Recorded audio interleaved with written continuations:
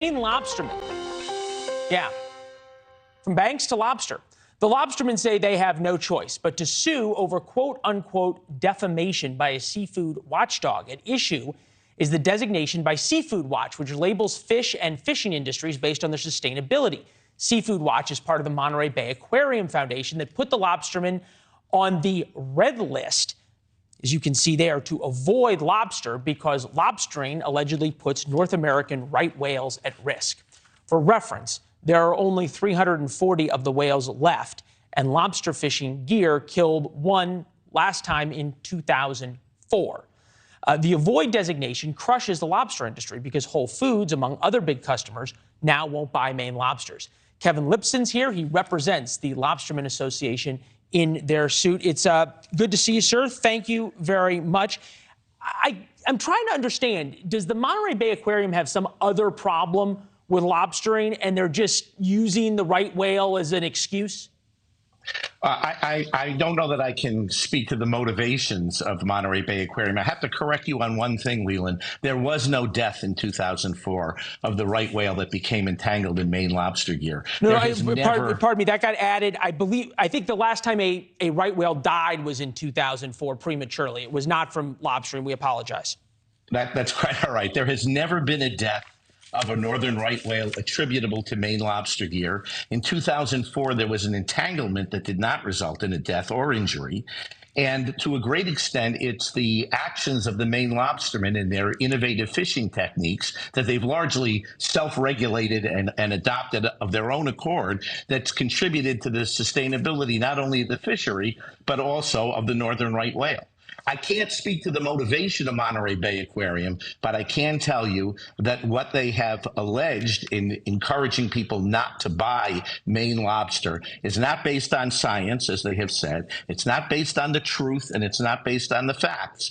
And it's a defamation of the plaintiffs that are involved in this case that I represent. Interestingly enough, you've got some big names, not necessarily even Republicans. You've got Angus King, independent from Maine, a big fan of the environment on your guys' side. Monterey won't speak to their motivations. They won't speak to us.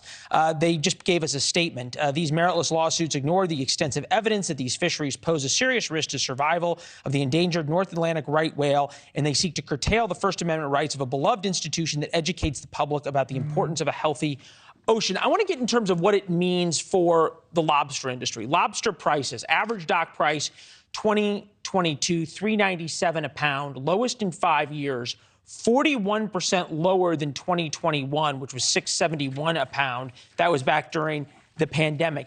Is the lower prices directly relatable to the lower demand because of the ban, if you will? Well, certainly part of that is attributable to the ban. And our objective and our obligation is to prove the financial damages that the plaintiffs have incurred and the reputational damage that they've incurred. And there's no question that the change in price from 2021 to 2022, some portion of that reflects the effect of the red listing. There's a misconception, I think, outside of the state of Maine that lobstering is somehow a corporate endeavor. We're talking about 5,000 individual lobstermen and lobster women and their families that for multi-generations have done this, operating small family businesses, usually using one small boat. It's very much what Teddy Roosevelt would have characterized as rugged individualism. It's not a political issue. It's not red. It's not blue. And the metaphor that I use is there are actually single lobsters that are both red on one side and blue on the other. And they taste equally good, which is the best part. Kevin, this is not a political issue. No, I think it's a great point. We got to run, but keep us informed as this goes on. We're interested in it. All right.